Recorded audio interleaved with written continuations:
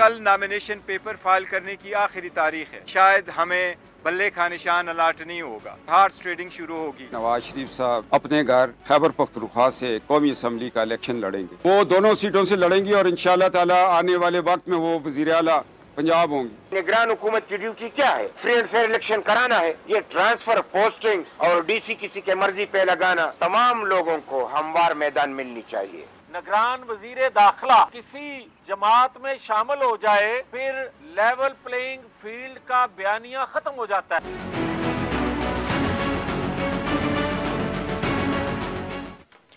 अस्सलामुअलैकुम, मैं हूं अब्सा कोमल। लेवल प्लेइंग फील्ड के हवाले से मुतादिद बयानात आप सुनते आ रहे हैं। पीपल्स पार्टी हो या पीटीआई ये बात कर रहे थे, जुबानी कलामी बहुत बातें हुई। आज बाकायदा खबर यह है कि पाकिस्तान तहरीक इंसाफ इलेक्शन में शफाफियत का मामला सुप्रीम कोर्ट लेकर चली गई है। आर्टिकल 184(3) के तहत उनकी तरफ से एक दरख्वास्त दायर की गई है, जिसके अंदर मुतालबा किया गया है कि कारकुनान को हिरासा न किया जाए, इससे रोका जाए, सुप्रीम कोर्ट एक्शन ले। फिर इंतखाबी अमल में बिला तफरीक हमें शिरकत की भी इजाज़त दी जाए और ये अगैन लेवल प्लेइंग फील्ड को यकीनी बनाया जाए। ये दरख्वास्त अब की जा रही है बाकायदा तौर पे पीटीआई की तरफ से सुप्रीम कोर्ट से। इसके ऊपर हम ये डिस्कशन करेंगे कि सुप्रीम कोर्ट जो हल्का बंदियों के मामले के ऊपर वाज़े पैगाम दे चुकी है कि पहले इलेक्शन होगा, बाकी तमाम मामलात बाद में देखे जाएंगे, क्या इसी पॉलिसी को लेकर चलेगी या सुनवाई इस हवाले से पीटीआई की सुप्रीम कोर्ट में होगी। दूसरा मामला है, एक डिबेट छेड़ दी है कैप्टन सफदर साहब की तरफ से। उन्होंने एक बयान दिया जिसमें वो कहते हैं कि मरियम नवाज जो है वो पंजाब में वजारत आला की उम्मीदवार होंगी। अब इस हवाले से नून लीग की तरफ से कोई स्टेटमेंट नहीं दिया गया था कि कौन उम्मीदवार होगा इस हवाले से, लेकिन उन्होंने बाकायदा तौर पर फौरी तौर पर उनको तरदीद जारी करना पड़ी इस कैप्टन सफदर साहब के इस बयान के हवाले से। हम डिस्कशन करेंगे इस पर भी प्रोग्राम में कि क्या मरियम होंगी या शहबाज साहब होंगे इस अहम ओहदे के लिए, क्योंकि सख्त मुकाबला होता है। मामलात रहते तो शरीफ ख़ानदान के अंदर ही हैं, लेकिन इन दो अहम शख्सियात में से कौन हो सकता है और क्या इस पोजीशन में इस वक्त हैं पंजाब की हद तक मरियम साहिबा के वो सीएम का ओहदा संभाल सकें। तीसरी तरफ हम बात करेंगे जो इंतखाबी जोड़ तोड़ है उसके ऊपर, जैसे आप फिरदौस साहिबा का बयान सुन रहे थे, एक अजीब कन्फ्यूजन की सूरत हाल है। पहले तो काफ लीग ने मियाँ साहब खुद चल कर गए शुजा साहब से मुलाकात के लिए, उसके बाद बातें हुई सीट एडजस्टमेंट की। इसके अलावा आईपीपी के साथ, आईपीपी की तश्कील को ही लेकर यही सवालात हो रहे थे कि वो आगे मिलकर चलेंगे नून लीग के साथ पंजाब की हद तक बिलखुसूस, लेकिन फिर डिसओन किया जाने लगा। आईपीपी की तरफ से अलीम खान साहब ने भी इस बात को डिसओन किया कि सीट एडजस्टमेंट की अभी कोई बात नहीं हुई, और हमने देखा कि काफ लीग की तरफ से चौधरी सालिक नाज साहब ने भी इसी किस्म के बयानात दिए। लेकिन कल फिरदौस साहिबा ने नदीम मलिक साहब से गुफ्तगू करते हुए कैटेगोरिकली बल्कि नंबर ऑफ सीट्स भी बताया।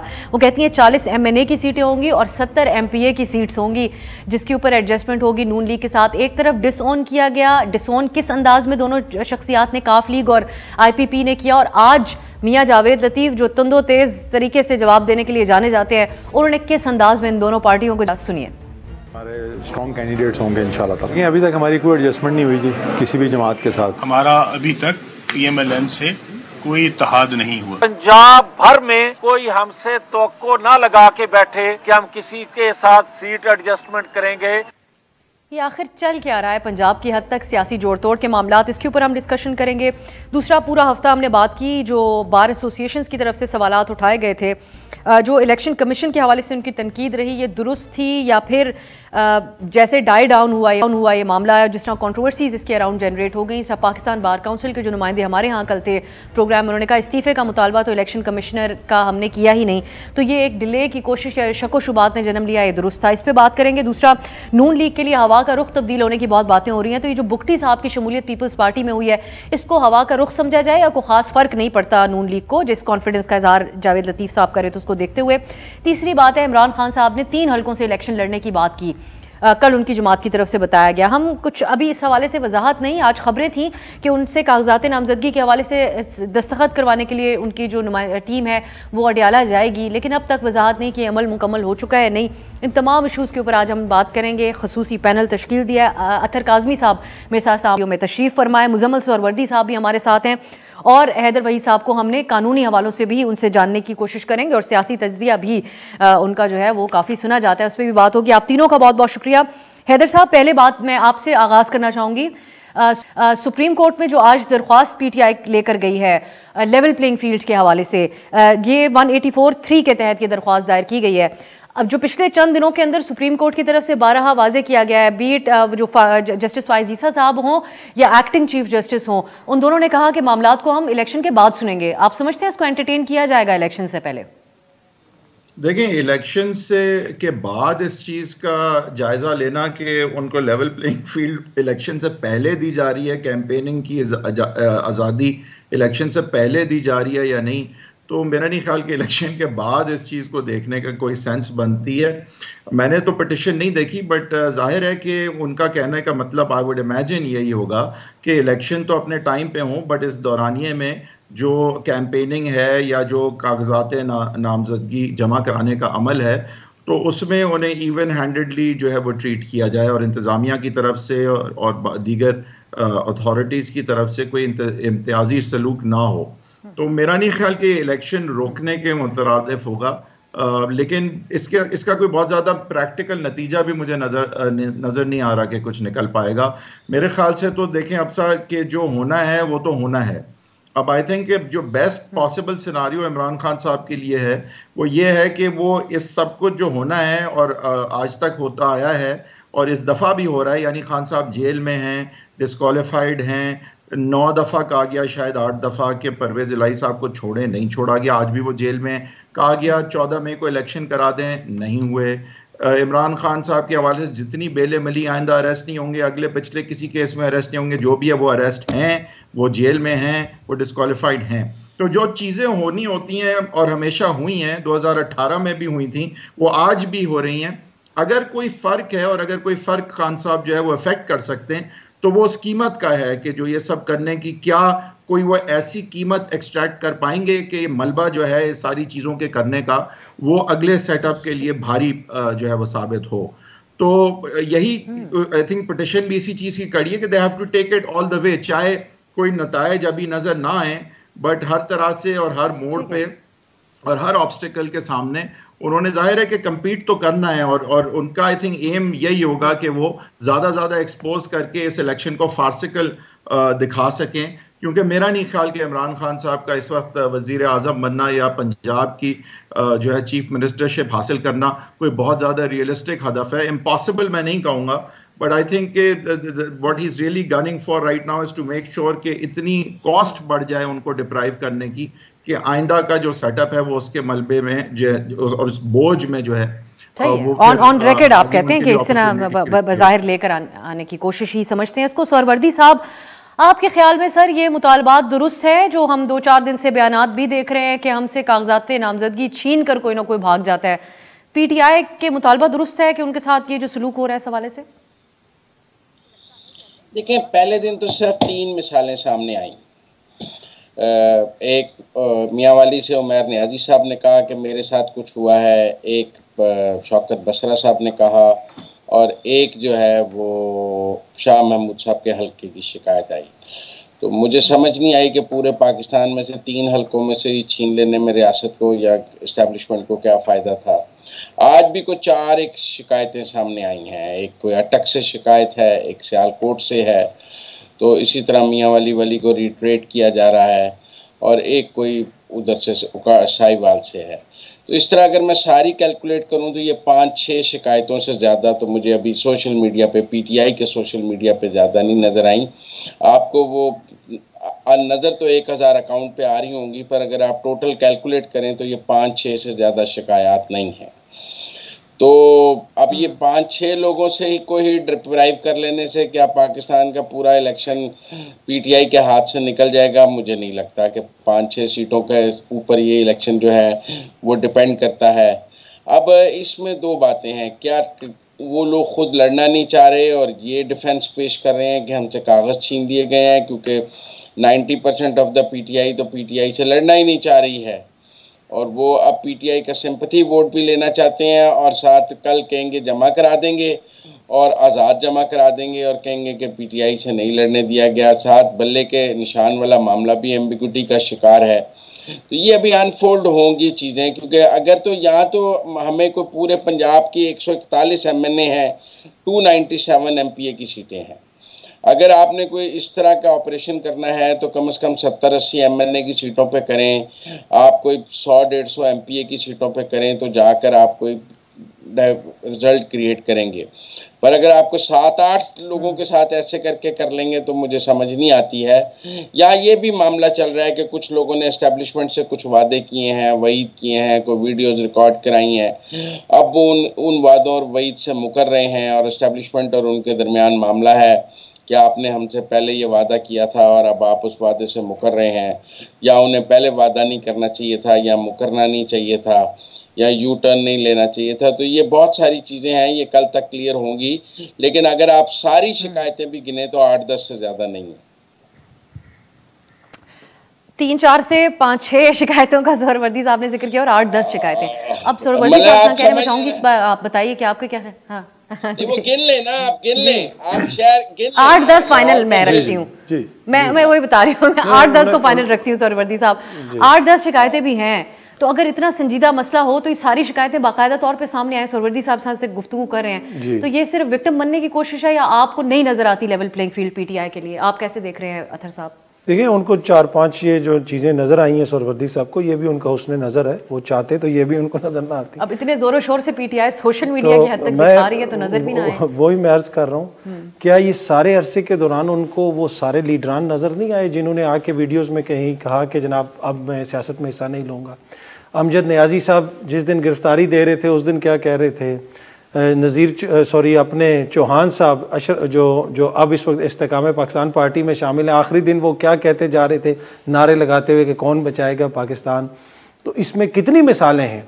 और उसके अलावा ये जो हालिया लिस्ट आई है अभी, जिसमें थाना आरे बाजार के मुकदमे के अंदर बहुत सारे लोगों की गिरफ्तारी मांगी गई है। अच्छा, इसमें एक आर्गुमेंट ये है कि अगर इतने आप लोग इनकलाबी सियासी लोग हैं और आपके साथ विक्टिम हैं, तो फिर आप फिर भी अपनी बात के ऊपर कहें परसों कौन बचाएगा पाकिस्तान का नारा और 2 दिन बाद पीछे हटते हैं। वो तो देखें, जो पीछे हटे हैं उनसे आप पूछ सकते हैं, पर मैं सिर्फ अर्ज ये कर रहा हूं, विक्टिम ब्लेमिंग नहीं करना चाहिए, लेकिन I just want to ask कि ये एक सियासी जवाब देती हैं उनकी पार्टीज मुखालिफिन की। ठीक है, उस पर हो सकता है, लेकिन ये 3-4 बंदे नहीं है। आप देख लें उनकी जितनी मेन स्ट्रीम लीडरशिप है, जितनी लीडरशिप है, किसी को भी इलेक्शन लड़ने नहीं दिया जा रहा। लाहौर के अंदर आप बता दें कि उनका कौन सा बंदा है जो आके सामने, क्या अहमद अजहर सामने आ सकते हैं? क्या डॉक्टर यास्मीन राशिद के कागजात नामजदगी मंजूर हो गए, उस पर दस्तखत हो गए? वहां पे इवन के खुद जो बानी चेयरमैन तहरीके इंसाफ हैं, उनके वकील जो वो कह रहे हैं कि आज वो दस्तखत करवाने गए हुए थे और अभी तक वो बंदा नहीं मिल रहा। तो ये 1-2 नहीं है, ये बहुत सारे। अब ये किस सियासी जमात के साथ हो रहे हैं या किसके साथ नहीं हो रहे, इस चीज से कतई नजर।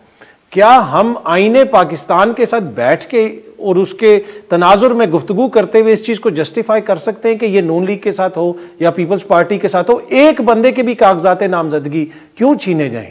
क्या? अच्छा, एक और बात भी कहेगा। अच्छा, हैदर साहब भी बात कर रहे थे कि अब अगर सुन भी ले सुप्रीम कोर्ट इस मामले को, तो फिर क्या फर्क पड़ जाता है फिर भी इस लेवल पे जो मुतालबा इनका आज की इस दरख्वास्त में इसका हमने हवाला दिया? नहीं, फर्क तो कुछ नहीं पड़ता। जिस तरह हैदर वहीद साहब ने भी, परवेज इलाही साहब का भी जिक्र किया कि उनको कितनी दफा अदालत ने छोड़ा, दोबारा पकड़ लिया, तो फिर तो किसी चीज का भी कोई फर्क नहीं पड़ता ना। फिर तो आइन कानून, जब देखें एक निजाम चलता है एक आइन और कानून के तहत, जब आपने उसको मानना ही नहीं तो फिर किस चीज का क्या फर्क पड़ता है? क्योंकि आजकल बहुत सारी ऐसी बातें हैं जो जिस तरह इलेक्शंस आईनी मुद्दत से ऊपर चले गए, जी इसी तरीके से जो आरओज का मामला है, जुडिशरी से लिए जाएं या फिर उसको इंतजामिया के तहत करवाया जाए, उसके हवाले से भी 2018 के इलेक्शन का हवाला दिया जाता है कि तब जुडिशरी ने किए, लेकिन तब भी उस वक्त धांधली का शोर मचा। तो क्या अथर आप इस बात से इत्तेफाक करते हैं कि अब जो भी हो जाए उससे कोई खास फर्क नहीं पड़ता? नहीं, फर्क पड़ता है अगर हम फर्क डालना चाहें। देखिए ना, एक दरखास्त गई लाहौर हाई कोर्ट के अंदर और फिर सुप्रीम कोर्ट में उसके हवाले से ऑब्जर्वेशन आई कि आपने जमहूरियत में खलल डालने की कोशिश की है। तो जिन लोगों ने 2 सूबों में नई इंतखाबात करवाए, इलेक्शन कमीशन ने, सदर ने, गवर्नर्स ने, उनके हवाले से फैसलों के अंदर क्या उनको कोई कंटेम्प्ट के नोटिस इश्यू हुए? क्या उनको कोई नोटिस इश्यू हुए? उनसे पूछा गया? देखिए, फर्क तब पड़ता है जब हम फर्क डालते हैं, जब हम एफर्ट करेंगे, जब हम सारे कहना शुरू कर देंगे, इसको नॉर्मलाइज करना शुरू कर देंगे कि जनाब ये नॉर्मलाइज है, हम जमहूरियत आइन के तहत भी रह रहे हैं और एट द सेम टाइम हम इस चीज को भी नॉर्मलाइज कर रहे हैं कि हाँ ठीक है जी, कोई इलेक्शन किसी को नहीं लड़ने दिया जाता, बेशक आइन और कानून इजाजत देता है, फिर भी उसको नहीं लड़ने दिया जाता, तो क्या हो गया? ये बड़ा खतरनाक ट्रेंड है। क्या अब इस तरीके से अब हम लोग मुल्क चलाएंगे? किसी के साथ भी, ये मैं नहीं कह रहा कोई इस जमात के साथ, माजी में अगर किसी के साथ हुआ, उससे पहले अगर किसी के साथ हुआ, तो ये चीज हमने नॉर्मलाइज नहीं करनी। ये एक ऐसी चीज है जिसको हाईलाइट करने का मकसद ये होता है कि जनाब इसके ऊपर जो मुतलका इदारे हैं, इलेक्शन कमीशन है, जुडिशरी है, वो मेक श्योर करे कि ये ना बात असूल की बेसिस के ऊपर ही की जाती है। और आप दुरुस्त कह रहे हैं, चीजों को नॉर्मलाइज करने से बेहतर है कि हर वक्त सवाल उठाया जाता रहे। प्रोग्राम में अभी वक्त हुआ है एक ब्रेक का।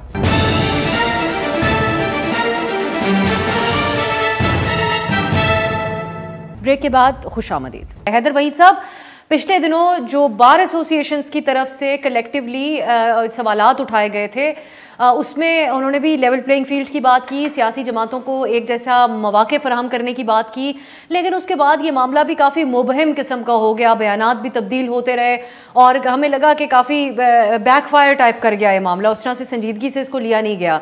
सो आप इसको कैसे देखते हैं बतौर वकील? बार काउंसिल्स का रोल आपने कैसे देखा? आई थिंक ये थोड़ा it was a bit too little too late, क्योंकि ये बात वैसे तो पहले भी हो रही थी, लेकिन जिन बॉडीज ने एक्चुअली इस खदशात का जिक्र किया है तो वो उस वक्त उस तरह से ये लोग नहीं बात कर रहे थे। तो अब बात करने पे इसीलिए हामिद खान साहब और लतीफ़ कोसा साहब ने तशवीश का इजहार किया था कि अब क्यों ये बात की जा रही है, ऑल्दो कि उन्हें रिजर्वेशंस हैं इलेक्शंस के हवाले से, बट वो यही कहते हैं कि इलेक्शन होने चाहिए। तो इस वक्त वो इवन दो वो शेयर करते हैं इन कंसर्न्स को, उनका ख्याल था ये टाइमिंग जो है उसके साथ वो अग्री नहीं करते, और ये फिर बात ज़्यादा इसीलिए आगे नहीं चली क्योंकि मेरा नहीं ख्याल it is right now like I said too little too late, because इस वक्त और सिर्फ इनका कहना जो है वो किसी ऐसी चीज़ का मेरा नहीं ख्याल के बेसिस बन पाएगा कि जिससे अब इलेक्शंस पोस्टपोन हो जाएं। और पोस्टपोन अगर होने होंगे तो वो हो जाएंगे, ये अलहदा बात है, इतना तो हम भी सीख चुके हैं, लेकिन मेरा नहीं ख्याल कि इस चीज़ में वो उस तरह का कोई की वो पोटेंसी थी। बट वरना वैसे अगर हम देखें तो मामलात वैसे जो जिस तरह से प्लान थे सब उसी तरह से ही हो रहे हैं, और उसके मज़ाहमत जो भी ऑफ़र की जाए वो कॉस्ट ज़रूर बढ़ा रही है। बिलफर्ज ये देखा जाए कि एक रिश्ता जो पंजाब के सेंट्रल और नॉर्दर्न पंजाब के अवाम के साथ था, अगर तो वो क्या आज भी उसी तरह कायम है, या वहाँ जो रिजेंटमेंट है क्या वो कुछ ज़्यादा हो गई है जितनी एक्सपेक्टेड थी उससे।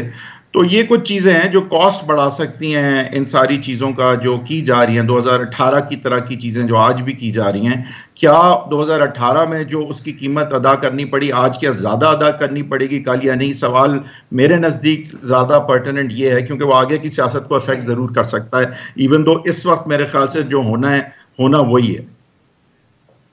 वो है ठीक, जो तय किया होता आम तौर पे वही है, लेकिन हकीकत में वो होता है जो खुदा की तरफ से किया जाता है। मुजम्मिल सोहरवर्दी साहब, निगरान जो सेटअप के अंदर मौजूद थे, अब वो इस्तीफ़े दे के अगर जाएं इलेक्शन लड़ने के लिए, जैसा कि सरफराज बुगटी साहब पीपल्स पार्टी में शमूलियत इख्तियार कर गए हैं, आपके ख्याल में इजाज़त होनी चाहिए निगरानों को, इनके कागजात नामजदगी एक्सेप्ट होने चाहिए? नहीं, उससे पहले मैं एक और बात का जवाब देना चाहता हूँ अतर काज़मी साहब की। देखें, इस वक्त एक यूनिक सूरत हाल है जो पहले नहीं थी। हमें ये तय करना पड़ेगा पाकिस्तान में कि क्या इश्तिहारियों और मफरूरों को इलेक्शन लड़ने की इजाज़त है। क्या वो पहले कानून के सामने सरेंडर करेंगे फिर इन कागजात नामजदगी जमा कराएंगे, या बतौर इश्तिहारी और मफरूर ही कागजात नामजदगी जमा करवा कर कहेंगे कि हमारा इंतखाब लड़ना हमारा हक है। फिर ये भी तय करना पड़ेगा कि 9 मई के मुल्ज़मान को इंतखाब लड़ने की इजाज़त है। अगर उनको इजाज़त है तो फिर आप मंगा लें कंधार से, टीटीपी का कमांडर भी कहेगा मैंने इलेक्शन लड़ना है, क्योंकि सज़ा तो उसको भी अभी तक नहीं हुई है, चाहे उसने पाकिस्तान में 10 दहशतगर्द के खुदकुश हमले किए हैं। कल को आप उस टीटीपी के और TNSM के BLA के कमांडर्स को भी यहाँ पर इलेक्शन लड़ने की इजाज़त दे दें और रियासत नाम की कोई चीज़ नहीं रह जाएगी, क्योंकि हर दहशतगर्द आके यहाँ कागज़ जमा कराने शुरू कर देगा और वो खुद को कानून के सामने सरेंडर करना जरूरी नहीं समझेगा और कहेगा कि जी मेरे बतौर मफरूर इश्तिहारी एब्सकॉन्डर ही कागज जमा कर लिए जाएं। तो ये मुझे बहुत अजीब बात लगती है कि आप कानून के सामने तो सरेंडर करने के लिए तैयार नहीं है, बेल लेने के लिए तैयार नहीं है, आप के ऊपर जो भी मुकदमात हैं आप उनका तो सामना करने के लिए तैयार नहीं है, लेकिन आप अपने कागजात नामजदगी जमा कराने के लिए तैयार हैं। तो आप इंतखाबी निज़ाम का इस तरह मजाक भी नहीं बना सकते। बहरहाल मैं ये पॉइंट जरूर रखना चाहता था अतर काज़मी साहब, अगर आप इजाजत दें सोहरवर्दी साहब, मैं यहीं से अतर साहब का रिस्पांस इसके ऊपर अगर आप अतर साहब आप रिस्पॉन्ड करना चाहें। देखिए, सोहरवर्दी साहब जो फरमा रहे हैं कि कानून का सबको एहतराम करना चाहिए, पर देखिए माजी के अंदर भी यहाँ पे जेलों से भी लोगों ने इलेक्शन लड़े हैं, और मोहतरम इसाक डार साहब जो हैं जब वो सेनेटर मुंतखब हुए थे उनका कानूनी स्टेटस क्या था और उन्होंने कब आके फिर बाद में उस पर अपना हलफ वगैरह उठाया सेनेट में, और कितना अरसा वो नहीं आए। तो यहाँ पे बहुत सारी चीज़ें माजी में भी रही हैं। तो यहाँ पे ये कोई नहीं कह रहा कि खुदा न खास्ता अगर किसी ने कोई मुबैना जुर्म जी सोहरवर्दी साहब फैक्ट्स को डिस्टॉर्ट करते हैं। जब इसहाक डार साहब ने सेनेट का इलेक्शन लड़ा, जो सरवर्दी साहब जब इसहाक डार साहब ने इलेक्शन लड़ा सेनेट का, वो ना इश्तिहारी थे ना मफरूर थे। आप मेरी बात समझें। उसके बाद वो पाकिस्तान से गए, लेकिन उस वक़्त ना वो इश्तिहारी थे ना मफरूर थे जब उन्होंने कागज़ जमा कराए। आप रिकॉर्ड की दुरुस्ती के लिए देख लें। दूसरी बात यह है कि उन्होंने हलफ कब लिया आके, वो एक अलग बात है कि हलफ कब लिया आकर और वो पाकिस्तान से चले गए, वो एक अलग बात है। लेकिन हलफ तो चौधरी निसार ने भी नहीं लिया ना। हलफ ना लेने के हवाले से एक कानून इमरान खान बनाना चाहते थे, लेकिन पार्लियामेंट से नहीं बना सके। मतलब इस मुल्क में तो हमने यहाँ तक इंतखाबात में देखा है कि आप पहला मरहला जब बल्दियाती इंतखाबात का हार गए केपी में, तो आप एक ऑर्डिनेंस लेकर आए कि वजीर आजम, वजीर आला और वुज़रा को इंतखाबी मुहिम चलाने की इजाज़त है। इलेक्शन कमीशन रोता रहा कि ये जो ऑर्डिनेंस है ये कानून के मुताबिक नहीं है और ना पार्लियामेंट से मंजूर है। आपने वो ऑर्डिनेंस लाए, आपने दूसरे मरहले में जाकर बतौर प्राइम मिनिस्टर और वजीर आला वुज़रा ने कैंपेन की, पूरा इलेक्शन बुलडोज किया और कहा कि हमने पहला चुके हार गए थे, दूसरा जीतना है। फिर हमें आज ये बताते हैं कि फेयर एंड फ्री इलेक्शन कहता होना चाहिए, जो ऑर्डिनेंसों के सिर पे अपनी वजारत उज़्मा में इलेक्शन लड़ते रहे हैं कि मुझे बतौर वजीर आज़म इंतखाबी मुहिम जो है वो चलानी है, और इसका ऑर्डिनेंस आरफ अलवी और इमरान खान एक कमरे में बैठ के साइन कर लेते थे। चले सोहरवर्दी साहब, मैं अब क्योंकि 9 मई के वाकयात की आड़ में एक बहुत बड़ी डिबेट ये भी है, ये एक हसास मामला है, हम मोहतात गुफ्तगू करते हैं इन हवालों से, लेकिन 9 मई के वाकयात की आड़ में कहीं पीटीआई को मुकम्मल तौर पर इलेक्शन से आउट करने का इंतजाम तो नहीं किया जा रहा है। एक डिबेट पाकिस्तान के अंदर सोहरवर्दी साहब इसके ऊपर भी होती रही है, लेकिन आपने क्योंकि उन सबको दहशतगर्द डिक्लेयर किया है तो ये बहस करने की गुंजाइश खत्म हो जाती है मेरे पास। दोनों को फिर उसके कमांडर को भी इलेक्शन लड़ने की इजाजत देते हैं, इसके सरबराह को भी लड़ने देते हैं। दूसरी बात ये कि जमातों ने जीएचक्यू पे हमला किया, एक टीटीपी ने और एक पीटीआई ने, बराबर करते हैं, दोनों को इजाजत होनी चाहिए। चले आप उनको बराबर रखते हैं तो मेरे पास गुंजाइश नहीं रहती उसको कुछ कहने की। चले मैं अपने निगरानों का जानना वो उस वक्त भी जब वो आए थे वापस अदालतों को मतलूब थे और फिर पहले अपना नाम क्लियर कराए बगैर वो सेनेट में चले गए और जाके उन्होंने ओथ लिया। तो फिर ये मैं अर्ज कर चले अब सोहरवर्दी साहब, अब आप ये बताइएगा कि ये मुझे इजाजत दें आपसे एक सवाल। वो राहदारी बेल थी ना सर, नाम तो क्लियर नहीं हुआ। बेल तो थी ना भाई, सोहरवर्दी साहब वजारत नज़ीर ने भी कराई, सबने कराई, राहदारी बेल होती है। जी जी हाँ जी हाँ जी, वो कर लें आप अतर साहब, बिल्कुल ठीक है। आप दुरुस्त है। प्रोग्राम में अभी वक्त हुआ है एक ब्रेक का।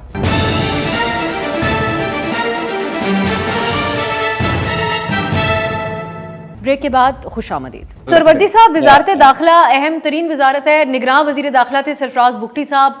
दाखिला की वजारत के अंडर पुलिस ऑपरेट करती रही, पीटीआई के इस हवाले से भी रहे मामला, शिकवे शिकायत, एमपीओ के तहत गिरफ्तारियां हों या दीगर मामलात हों। कई मौक़ों के ऊपर बल्कि इस्लामाबाद हाई कोर्ट के जस्टिस बाबर सत्तार साहब आईजी साहब को तलब करके जवाब तलबी कर चुके कि अरेस्ट और री अरेस्ट क्यों हो रहे हैं। ये तो अदालती उसके ऊपर मौजूद हैं चीज़ें। तो आपके ख्याल में इस किस्म की शख्सियात को इलेक्शन में पार्टिसिपेट करने की इजाज़त होनी चाहिए उसूली तौर पर और टेक्निकली भी? देखें, ये तो अतर काज़मी साहब से पूछें जो ये कहते थे कि ये सब कुछ नून लीग करा रही है, नून लीग करा रही है। भाई वजीर दाखिला तो पीपल पार्टी का था जो ये सब कुछ करा रहा था, तो नून लीग कैसे करा रही थी? पहली बात तो ये है, जो लेवल प्लेइंग, एक तरफ रोज कहते थे लेवल प्लेइंग फील्ड नहीं है, दूसरी तरफ वजीर दाखिला उनका अपना था। बहरहाल मैं समझता हूँ कि जो निगरान हुकूमत में हलफ उठा ले उसको इलेक्शन लड़ने की इजाजत नहीं होनी चाहिए। बड़ा क्लियर और कैटेगरी होना चाहिए। अगर आपने इलेक्शन लड़ना है तो आपको निगरान हुकूमत में शामिल नहीं होना चाहिए, और अगर आपने निगरान हुकूमत में शामिल हो गए हैं तो आप इलेक्शन नहीं लड़ सकते। लेकिन इसका बेहतर जवाब बिलावल भुट्टो जरदारी दे सकते हैं, क्योंकि आजकल लेवल प्लेइंग फील्ड तो वही मांग रहे थे। अब उनकी पूरी हो गई, लेवल पे हो गया लेवल उनके लिए प्लेइंग फील्ड। नहीं तो फिर इसका मतलब ये उनके साथ था वो, ये तो वही बात थी कि बच्चा बगल में ढंडोरा शहर में, मतलब मैं अब कुछ ज्यादा नहीं कहना चाहता। उधर इतना उनका रावी चैन लिख रहा है, उनका रावी चैन लिख रहा है। आज बिलावल साहब, सोहरवर्दी साहब भुगती को शामिल ना करते, दो काम तो नहीं कर सकते।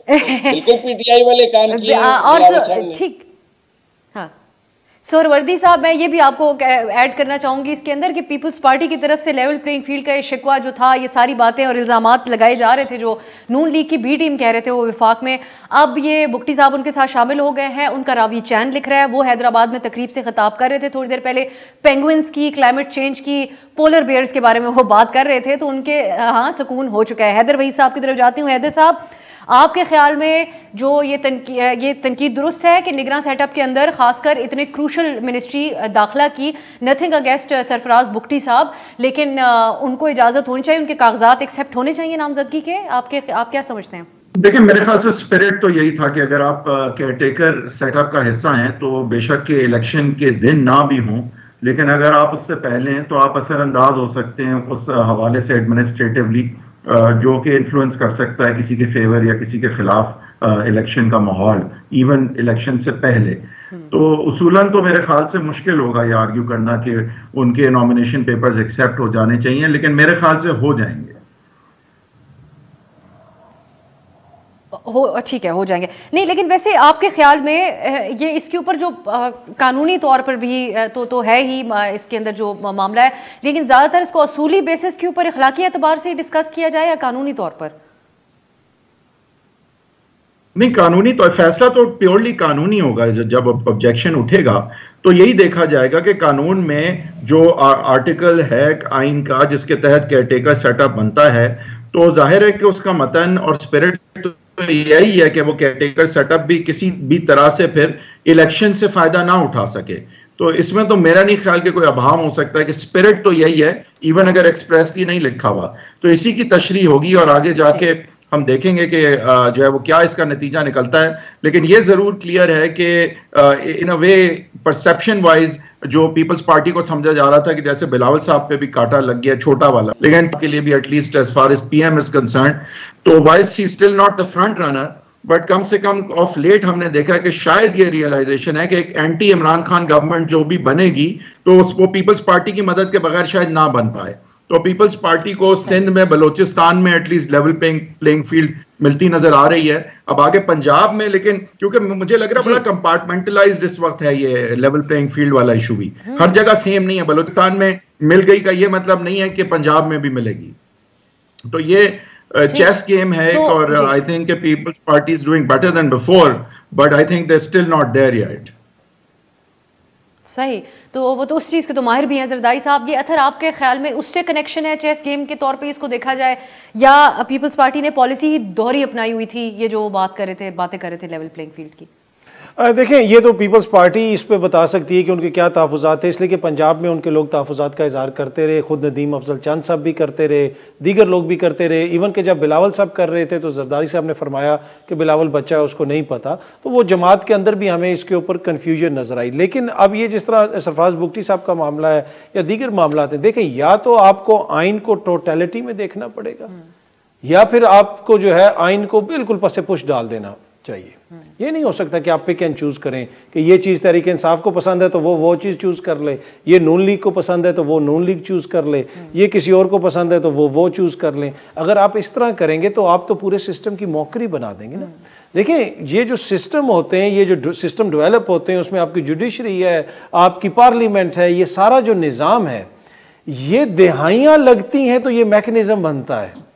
अब जिस तरह आप एक शख्स की जमानत हो जाती है, अदालत से उसकी जमानत हो जाती है, आप उसको दोबारा गिरफ्तार कर लेते हैं, आप नहीं समझते कि आप सिस्टम को उस वर्ज पे लेके जा रहे हैं कि जहां पे इसको दोबारा ठीक करने में कितना टाइम लगेगा। मतलब क्या ये चीज़ हमें कंसर्न नहीं करती? सरवर्दी साहब को, हैदर वहीद साहब को, मुझे, आपको, हम सबको इस हवाले से कंसर्न होना चाहिए कि ये हमारा मुल्क है, इसमें कुछ निज़ाम है, उसके तहत चीज़ें चलनी चाहिए ना। उसमें कोई भी लाडला नहीं होना चाहिए, ना उसमें इमरान खान लाडला होना चाहिए, ना उसमें बिलावल साहब, ना उसमें नवाज शरीफ साहब। इस सारे चक्कर के अंदर जो निज़ाम को नुकसान पहुंच रहा है उसका क्या होगा, उसका मुदावा किस तरह होगा? ये देखें, ये बड़ी चीज़ें जिसको सोचने की ज़रूरत है। अनफॉर्चुनेटली हम इसको सिर्फ सरसरी ऊपर से देख रहे हैं। लॉन्ग टर्म में देखें, ये सारी सियासी जमातों ने तो सियासत करनी है, लेकिन मुल्क को इसका कितना फ़ायदा या नुकसान हो रहा है ये भी हमें सोचने की ज़रूरत है। ये अब हर इलेक्शन के अंदर एक डिबेट का हिस्सा तो ये रहता ही है। जब भी एक जमात धांधली का इल्ज़ाम लगाती है, यही मियाँ साहब उस वक्त कह रहे थे और आज भी यही शिकवा दोहरा रहे हैं कि उस वक्त मुल्क को इतना नुकसान पहुँचाया, मुझे पावर से हटा के। मुजम्मिल सोहरवर्दी साहब, ये जो नून लीग से 100 सीटों का मुतालबा इस्तेहकाम पाकिस्तान पार्टी करने की जुर्रत कर रही है, ये कॉन्फिडेंस इनको कहाँ से आ रहा है? 100 सीटें वो मांग रहे हैं। हमने फिरदौस साहबा का बयान आपको सुनाया, और आज डॉन अखबार में रिपोर्ट हुआ जुल्करनैन ताहिर साहब की रिपोर्ट में, जिसमें उन्होंने नून लीग की एक सोर्स का हवाला देते हुए कहा कि ये लोग अपनी हैसियत से ज्यादा इस वक्त जो है वो हमसे मांग रहे हैं, लेकिन साथ ही एक और जुर्रत भी करते हैं कि वो नून लीग से मुलाकातें करने के बाद उनको डिसऑन धुतकारने वाले बयानात देते हैं कि हम तो इनके साथ सीट एडजस्टमेंट पे कोई इत्तेफाक नहीं कर चुके हैं। सो ये इतना प्रिविलेज कैसे हासिल हो गया इन लोगों को? पंजाब की मशहूर तरीन जमात जिसको 3 बार के प्राइम मिनिस्टर नवाज शरीफ साहब खुद लीड कर रहे हैं, उसके सामने ऐसी बातें कर रहे हैं। जहांगीर तरीन और ओन चौधरी साहब जब गए थे तो जहांगीर तरीन साहब का लोधरा वाला हल्का खतरे में पड़ गया, क्योंकि वहाँ कांजू और बलोचों की सुलह हो गई। अगर कांजू और बलोचों की सुलह ना हो तो तरीन साहब का ख्याल था कि वो इस्तेकाम पाकिस्तान पार्टी से भी वो सीट जीत सकते हैं या उनका बेटा जीत सकता है। लेकिन जब वहाँ मुस्लिम लीग नून के दोनों धड़ों की आपस में सुलह हो गई और उन्होंने मिलकर इलेक्शन लड़ने का फैसला कर लिया, तो वहाँ 2 ही बड़े धड़े थे, बलोच और कांजू। उसके बाद तरीन साहब का अपना हल्का खतरे में पड़ गया और उन्हें समझ आई कि वो अब वो एक सीट नहीं जीत सकते। दूसरा, ओन चौधरी साहब अपना उनका एक क्लेम है कि जी मैंने बड़ी सर्विसेज की हैं और इमरान खान के खिलाफ तो मेरे साथ एडजस्टमेंट की जाए। ये जब गए थे तो ये 2 सीटों पर एडजस्टमेंट मांगने गए थे मुस्लिम लीग नून से, जिस पर मुस्लिम लीग नून ने उनको जहांगीर तरीन साहब को कहा था कि आप लोधरा वाला हल्का तो हम नहीं देंगे, लेकिन आप मुल्तान शाह महमूद कुरैशी वाला हल्का ले लें। वहाँ आप ही के नीचे सलमान साहब हैं जिनको आपने पहले 18 में आज़ाद सपोर्ट किया था, तो आप वहाँ जाकर शाह महमूद वाले हल्के में जाकर इलेक्शन लड़ लें, जिसकी वजह से आजकल आपको जावेद हाशमी बहुत नाराज़ नज़र आ रहे हैं और उनके दिल में इमरान खान का दर्द दोबारा से यकदम उठ गया, क्योंकि उनको नज़र आया कि वो सीट जिस पर वो आंख लगाए बैठे थे मुस्लिम लीग नून से, वो शायद उधर तरीन की तरफ चली जाए। तो 2 सीटों पर एडजस्टमेंट की तो बात हुई थी, लेकिन उसके बाद अलीम खान साहब नाराज हो गए, सारी पार्टी IPP के अंदर लड़ाई पड़ गई और उन्होंने कहा कि आप अपनी 2 सीटों की बात कर रहे हैं तो हमारी कौन बात करेगा, तो हम मर जाएंगे।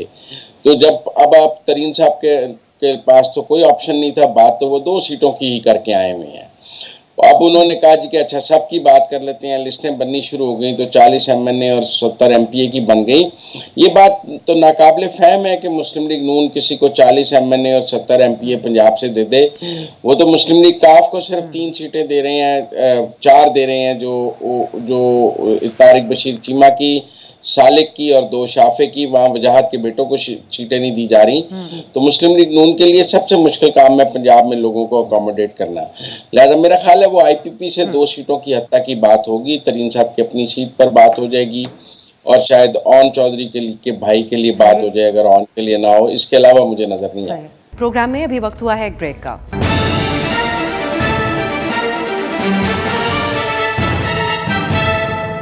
ब्रेक के बाद खुशामदीद। अतर साहब, कहाँ 100 सीटें नेशनल और सूबाई असेंबली की मिलाकर कहाँ 2-4 जो बात अभी सोहरवर्दी साहब कर रहे हैं, इस वक्त मुस्लिम लीग नून फेवरेट पार्टी है डिक्लेयर्ड। सब लोग यही बात कर रहे हैं कि उस वक्त उन्हीं के लिए दौरा है मुस्लिम लीग नून का, तो फेवरेट पार्टी के आगे तो लोग हाथ बांध के खड़े होते हैं। ये इस किस्म आंखें क्यों दिखा रही है IPP, कल बनी हुई पार्टी? इसलिए कि उनको पता है कि ग्राउंड रियलिटी क्या है।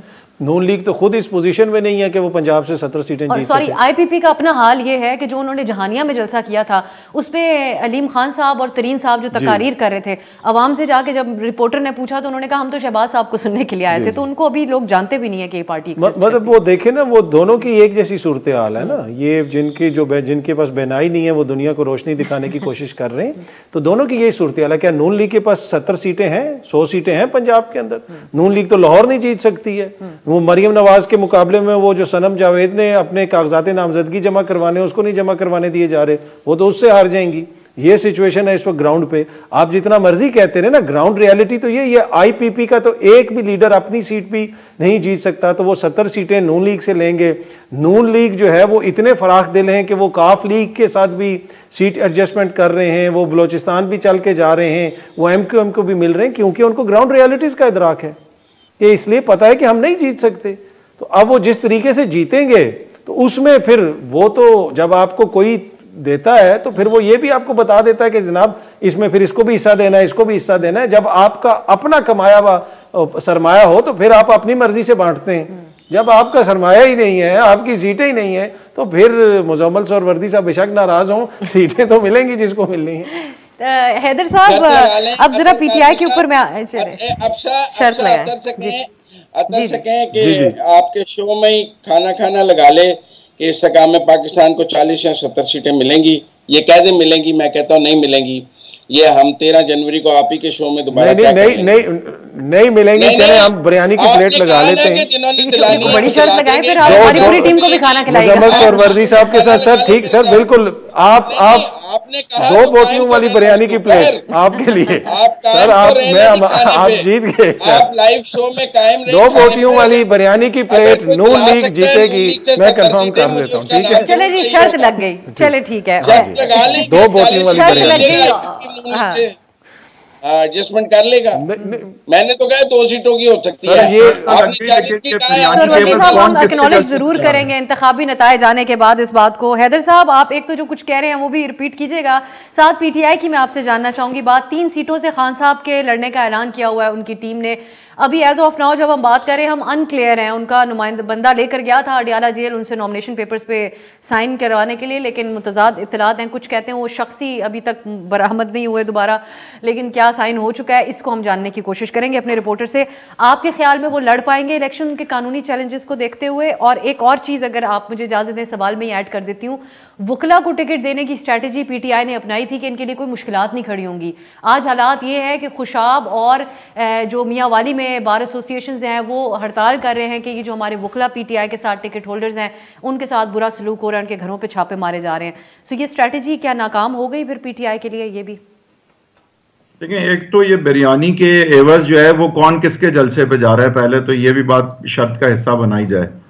दूसरा ही कि आई थिंक इमरान खान साहब जो हैं, मेरा नहीं ख्याल कि कानूनी तौर पे वो इलेक्शन लड़ पाएंगे, क्योंकि इस वक्त उनकी मेरा नहीं ख्याल कन्विक्शन सस्पेंडेड है, सेंटेंस उनका आई थिंक वहां पे सस्पेंडेड है। बाकी तो बेल पे तो और जेल में तो आप इलेक्शन लड़ सकते हैं। मेरे ख्याल से थोड़ा सा इमरान खान साहब को गलत टाइम पे ओवर एस्टिमेट भी किया था, जिसकी वजह से वो इतना बड़ा वो अब एक्चुअली हवा बन चुके हैं।